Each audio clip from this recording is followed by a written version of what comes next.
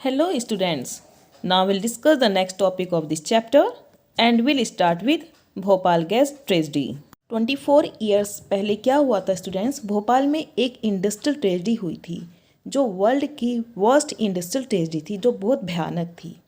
UC means union carbide. ये क्या था, एक अमेरिकन कंपनी थी जो पेस्टिसाइड्स को प्रोड्यूस करती थी। 2 दिसंबर 1984 की मिडनाइट को क्या हुआ था, मिथेल आइसोसाइनाइड एक highly poisonous gas UC plant से लीक हो रही थी। मिडनाइट 12:30 के आसपास की बात है, लोग सो रहे थे तो लोगों ने फील किया कि जो एटमॉस्फेयर है वो थोड़ा फोगी सा हो गया है। उनको ब्रीथ करने में यानी कि सांस लेने में उनको प्रॉब्लम होने लगी और जहाँ ये प्लांट लगा था उस प्लांट के आसपास जो भी लोग रहते थे उनको ज़्यादा सफ़र करना पड़ा और ऐसे क्या हुआ, लोग मरने लगे। नेक्स्ट डे मॉर्निंग तक ये एक मौत का तांडव बन गया था। चारों तरफ डेड बॉडी दिखाई देने लगी, चिल्ड्रन, ओल्ड पर्सन, सभी लोग मरने लगे। कुछ लोगों की आंखें खराब हो गई तो कुछ लोगों को रेस्पिरेटरी प्रॉब्लम हो रही थी। इतनी सारी डेथ हो गई थी कि मास क्रेमेशन करना पड़ा। मास क्रेमेशन मीन्स एक साथ बहुत सारी अस्थियों को जलाना। तो स्टूडेंट्स, भोपाल में ये एक ना भूलने वाला भयानक एक्सीडेंट हुआ था जो अभी तक भी लोगों की लाइफ को अफेक्ट करता है। आज भी जो बच्चे बॉर्न होते हैं उनमें कुछ ना कुछ प्रॉब्लम होती है, वो अब नॉर्मल होते हैं। The disaster was not an accident. जो यूनियन कार्बाइड कंपनी थी उसने जानबूझकर एसेंशियल सेफ्टी मेजर्स को इग्नोर किया, only for earn maximum profit. एक मैन मेड डिजास्टर था और कौन रिस्पॉन्सिबल था इसके लिए, यूसी, क्योंकि यूसी ने जो सेफ्टी रूल थे उन पर ध्यान ही नहीं दिया था और यूसी ने डिनाई कर दिया, रिफ्यूज़ कर दिया कि ये उसकी रिस्पॉन्सिबिलिटी नहीं है, ये उसकी गलती नहीं थी। इसके बाद लीगल बैटल स्टार्ट हुआ। यूसी के खिलाफ सिविल केस स्टार्ट हो गया था और $3 बिलियन की डिमांड की गई एज अ कंपनसेशन। बट यहाँ पर यूसी ने कितना कंपनसेशन दिया, ओनली $470 मिलियन। हम यहाँ कह सकते हैं कि जो भोपाल गैस ट्रेजेडी हुई थी, जो भोपाल के जो पीपल थे जिनको ये सब कुछ सफ़र करना पड़ा, उनके साथ अनजस्टिस हुआ था, उनको जस्टिस मिला ही नहीं था। और आज भी 24 ईयर्स बाद लोग फाइट कर रहे हैं जस्टिस के लिए, सेफ ड्रिंकिंग वाटर के लिए, हेल्थ केयर के लिए और जॉब्स के लिए। I will discuss the next topic, that is what is a workers worth. ये जो भोपाल डिजास्टर हुआ था इसके पीछे क्या कारण था, क्या रीजंस थे जो भोपाल डिजास्टर हुआ। जो यूनियन कार्बाइड कंपनी थी ये इंडिया में क्यों सेटअप हुई, तो ये जो फॉरेन कंपनीज हैं इंडिया में क्यों आती हैं, इंडिया में क्यों सेट होती है, ओनली फॉर चीप लेबर की वजह से। और यहाँ पर जो कॉस्ट होती है वो कम लगती है इन लोगों की।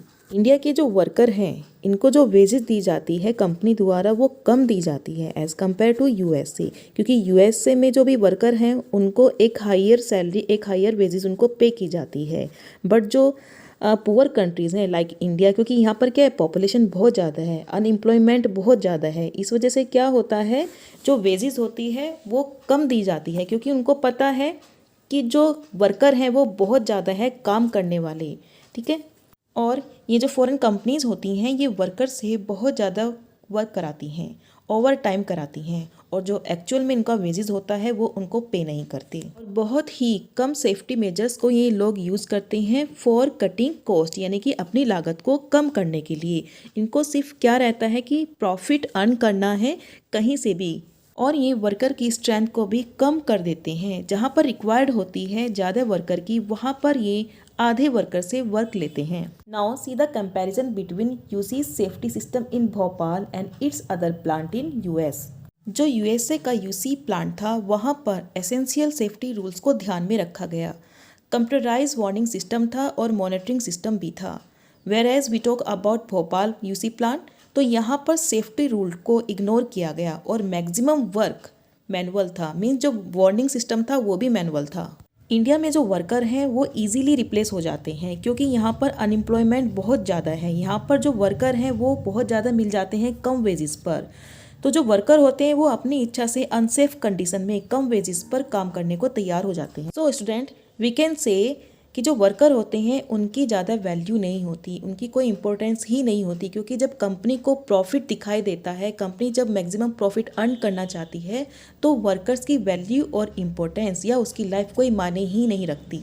Now will discuss enforcement of safety laws. Government को यहाँ इंश्योर करना चाहिए कि जो ये लॉ बनाए गए हैं उनको प्रॉपर वे में इम्प्लीमेंट भी करे, क्योंकि गवर्नमेंट को ये इंश्योर करना है कि आर्टिकल 21 राइट टू लाइफ ये वायलेट तो नहीं हो रहा है।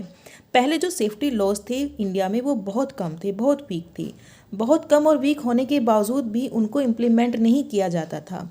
गवर्नमेंट क्या करती थी, जो भी हजार्डस प्लांट होते थे उनको पब्लिक प्लेस पर सेटअप करने की परमिशन दे देती थी। बट कुछ म्युनिसिपल ऑफिसर्स ने ऑब्जेक्शन भी किया था कि ये MIC प्लांट है, इसको पब्लिक प्लेस में ना सेटअप किया जाए। तो गवर्नमेंट ने यहाँ क्या किया, जो ऑब्जेक्शन कर रहे थे उनको नहीं सुना, सिर्फ कहाँ फोकस किया, इन्वेस्टमेंट पर। हम यहाँ FDI को गलत नहीं कह रहे हैं कि जो ये फॉरेन डायरेक्ट इन्वेस्टमेंट है या जो फॉरेन कंपनीज जो आती हैं इंडिया में ये सेट होती हैं, तो ये गलत नहीं है। बट एक प्रॉपर वे होता है, कुछ रूल्स और रेगुलेशंस होते हैं उनको फॉलो करना होता है, कुछ पब्लिक के लिए कि पब्लिक को हार्मफुल ना हो, इस चीज़ को भी ध्यान में रखना पड़ता है। बट जो UC प्लांट था उसने यहाँ पर पब्लिक के बारे में सोचा ही नहीं, जो रूल्स थे, सेफ्टी रूल्स थे, उनको इग्नोर किया। इस टाइप के जो प्लांट्स या जो फैक्ट्री सेटअप की जाती हैं तो वहाँ पर कुछ चीज़ों का ध्यान रखा जाता है, जैसे कि उनको पब्लिक प्लेस में नहीं लगाया जाता, कुछ रूल्स होते हैं उनको फॉलो करना होता है, इसका एक पूरा प्रोसीजर होता है, उसको कंप्लीट करना होता है और इसमें काफ़ी मनी भी लगती है। तो कम पैसे में काम हो जाए तो कुछ लोग ऐसा करते हैं, कुछ कम पैसे देकर अपना काम करा लेते हैं, क्योंकि करप्शन क्या है, करप्शन एक ऐसी चीज़ है जो इन डिजास्टर को बढ़ावा देती है। गवर्नमेंट को क्या करना चाहिए, इन लॉ को स्ट्रिक्टली इम्प्लीमेंट करना चाहिए जिससे लोगों को जस्टिस मिले और ये ह्यूमन मेड डिजास्टर ही ना हो। Now will discuss the next topic that is new laws to protect the environment. 1984 में इंडिया में इन्वायरमेंट को प्रोटेक्ट करने के लिए बहुत ही कम लॉ थे, हार्डली इनको एनफोर्स किया जाता था। इंडस्ट्री एयर और वाटर को पॉल्यूट करती थी without any restrictions, whether it was our rivers, air and ground water. Environment pollute हो रहा था और लोगों की हेल्थ खराब हो रही थी। भोपाल डिजास्टर इन्वायरमेंट इशू को सामने लेकर आया कि कैसे सेवरल थाउजेंड ऑफ पर्सन जो फैक्ट्री में वर्क ही नहीं करते थे फिर भी अफेक्ट हो गए। कैसे, क्योंकि जो गैस थी वो लीक हो रही थी और उसने क्या किया, इन्वायरमेंट को पॉल्यूट कर दिया था। उसके बाद इंडियन गवर्नमेंट ने कुछ न्यू लॉज को इंट्रोड्यूस किया to save the environment. Supreme court ने राइट टू लाइफ आर्टिकल 21 को फंडामेंटल राइट बताया और pollute free water and air को fundamental right article 21 right to life में इंक्लूड किया। So students, this chapter is complete here. Thank you very much.